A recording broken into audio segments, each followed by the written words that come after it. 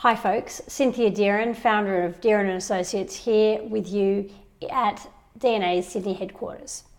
If you're part of a small or medium-sized company which is looking to grow, the thought of expanding overseas might excite you, or terrify you, or both.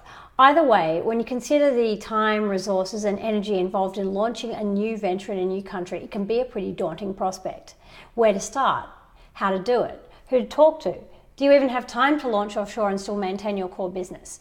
So alongside these questions, I usually find that our clients worry about the degree of difficulty and the cost involved in international expansion. And those are really both valid concerns, especially if you don't have deep pockets. Now, the good news is that globalization, cheaper travel and technology have all made reaching clients, partners and staff in other countries easier than ever before. So while going global is still a really significant project for a small company, there are some light touch methods that you can use to trial the concept without it costing you an arm and a leg or plunging you into really complex legal challenges.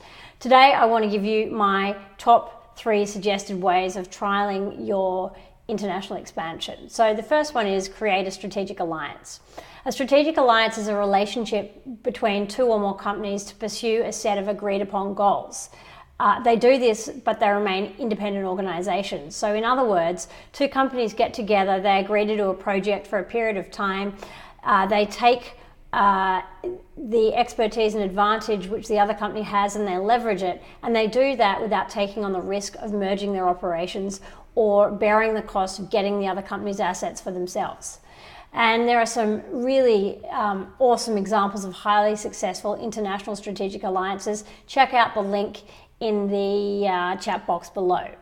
Now, I like strategic alliances a lot because they let you test concepts in an international setting without taking a whole lot of risk. The caveat here is that you must choose an alliance partner who you like, trust, and can work with. My second recommended way of trying out working overseas is use a global digital channel. And what do I mean by that? Well, what I mean is sell online.